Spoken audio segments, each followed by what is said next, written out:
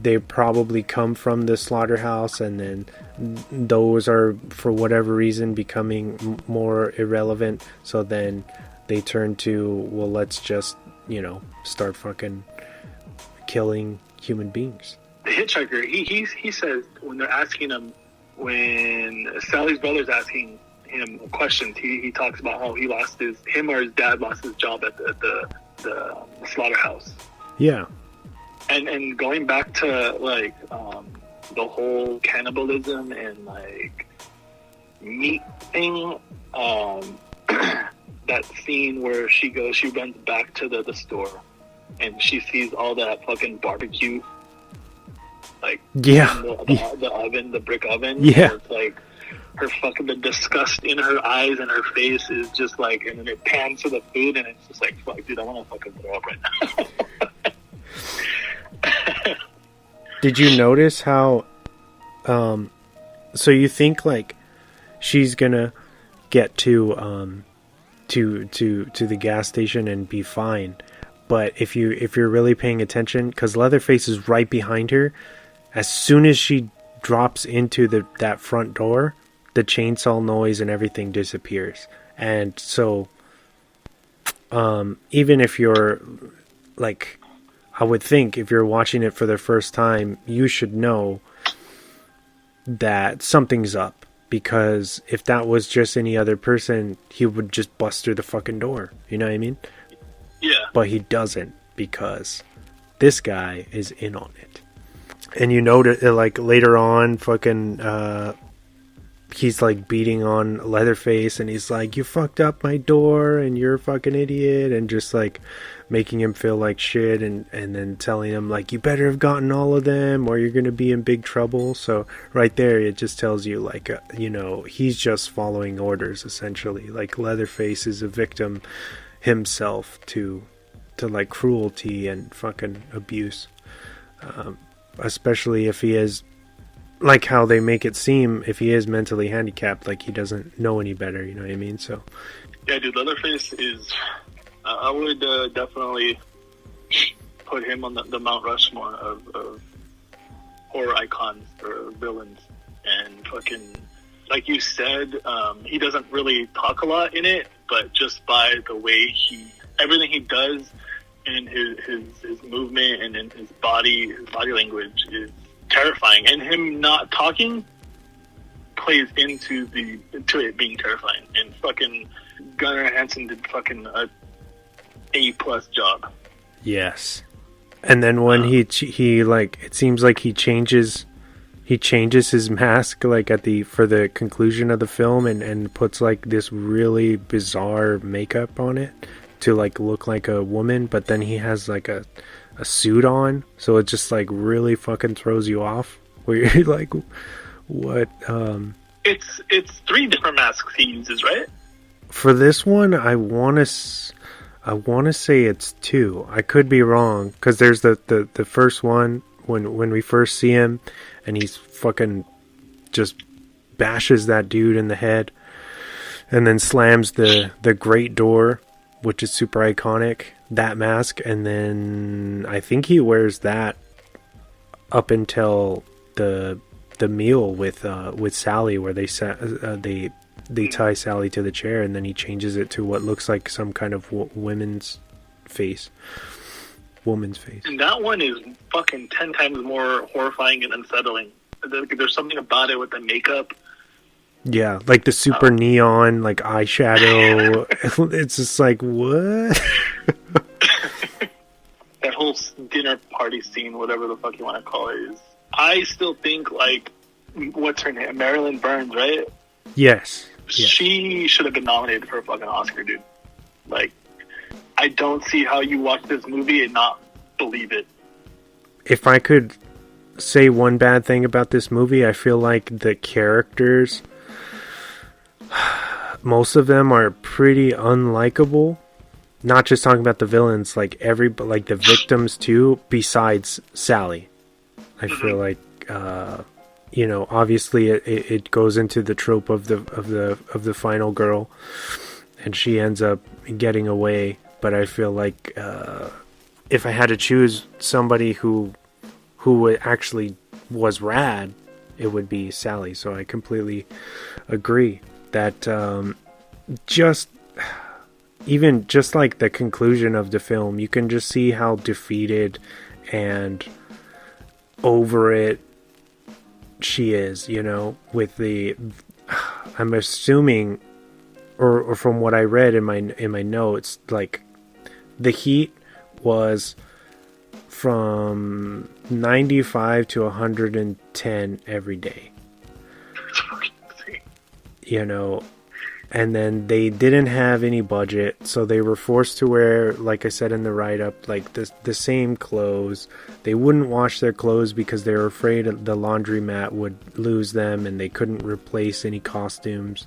So all of these people are just, you know, going through hell. Especially like that scene at the table. I guess they kept reshooting it and reshooting it and reshooting it because Hooper wasn't happy with how it was coming out. So then when what you're watching is like people who are so frustrated that, you know, a lot of the terror that's coming through that you feel is like, you know, essentially becoming a reality because they're so uncomfortable.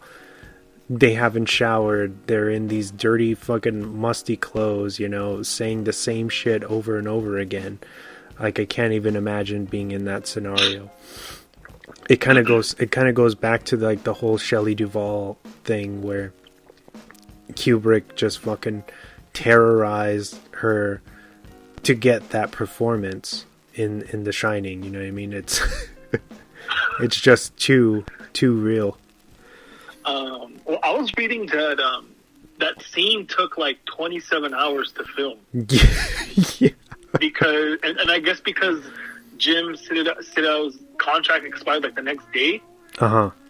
So they had to film that last scene and the dinner scene in one day.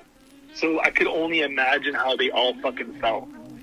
And I'm pretty sure a lot of that last scene of her, that iconic scene, is fucking real.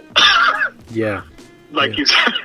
Like how she's laughing like really fucking sadistic in the back of that pickup where it's just like washing her. Yeah. She's crying and then laughing at the same fucking time, which is insane. And then of course, so she gets away. I wanted to bring up the fact that the truck driver runs over the hitchhiker, which is fucking brutal because that's one of the few like actual things that they show where he just goes under all of the tires.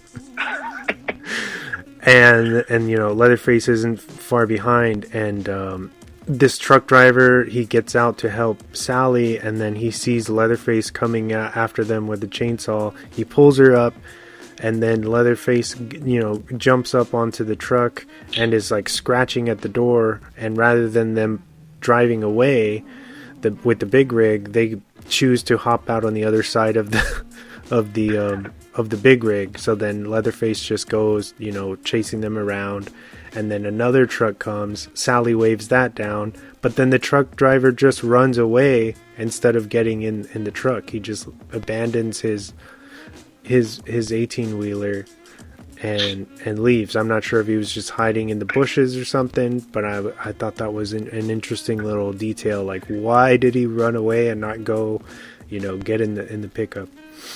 Yeah, the homie fucking said, "Peace, I'm out of here." And just fucking took off. He also chucks a monkey wrench at fucking Leatherface and nails him in the head.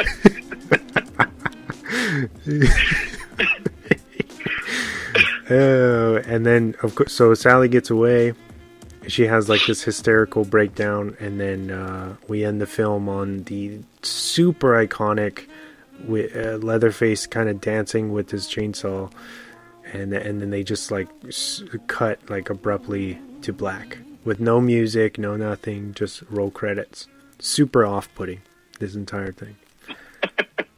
Especially when you think about part 2, how far removed from the original it is. Yeah, that one is fucking crazy.